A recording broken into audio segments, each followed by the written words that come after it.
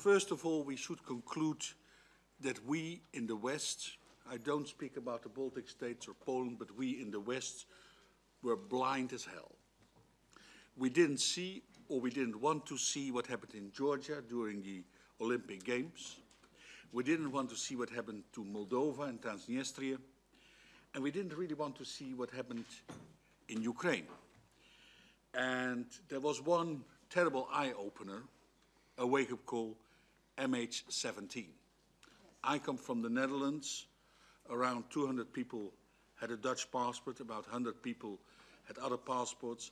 And only at that moment, politicians around Europe said, hey, something is happening there.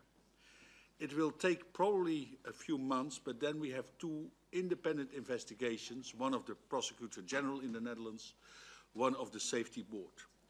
These instances cannot be manipulated. So I'm very much eager to know what they will tell. I don't know, but I have a feeling that their findings will be of utmost importance. So we should close also the idea of Francis Fukuyama, the end of history. There is no end of history. It is not a nice period and we only have economic competition and that we love each other and that military power has no role to play. So we should do one thing, to say to Mr. Putin, you have to return to international law. That is first and foremost to respect the independence of the countries like Ukraine, like Moldova, Georgia, and the other countries. There is no near abroad. It's unacceptable. That principle does not exist. And we have to have facts, many facts. These reports are factual, and we have many other facts. And we should not go to appeasement, because I see today that a lot of governments say, well, this conflict has taken too much time, it's bad for our economy. Yes, it's bad for our economy, yes. It's easy for me to say, but there are people in agriculture, in industry, who lose money, yes.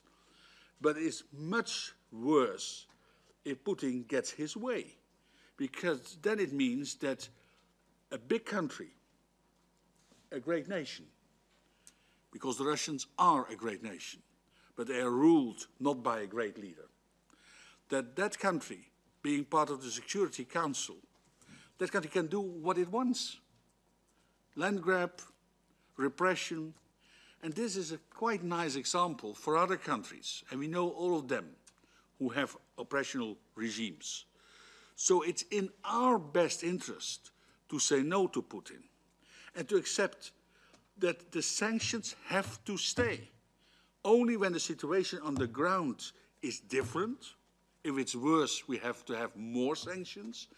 If Putin would be that wise to come with concrete steps, for instance, that Ukraine may patrol its own borders and that we help Ukraine with that, that would be a very concrete step. Only then we can look at the sanctions. There is no quick fix. That's what we in the West want, a very quick fix. We have been debating this for a year, so now over to business as usual. That's impossible. It will be a long time conflict with Putin until he and his regime collapse, like the Soviet regime has collapsed. That Cold War, because we're in a Cold War, let's recognize that. And in a Cold War, you can have relations with Russian people, with Russian politicians of goodwill.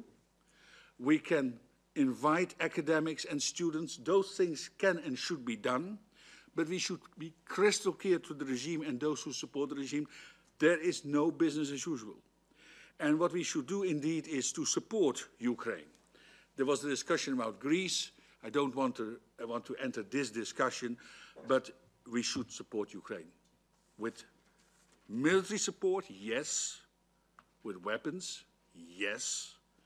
With a NATO that is vigilant on the borders, making a forward advance, having troops in the Baltic states and in Poland, so that they know there is a tripwire. We can't accept aggression from the east.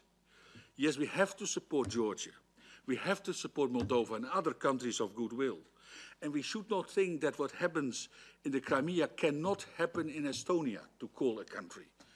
I mean, you don't need much money to find a few people who want to make disturbance, and then to say we have to help fellow countrymen.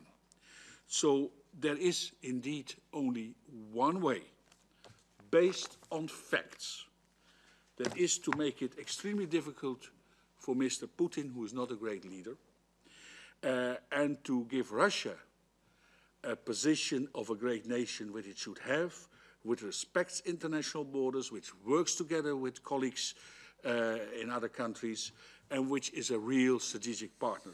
And for that, we have to be strong. Thank you very much.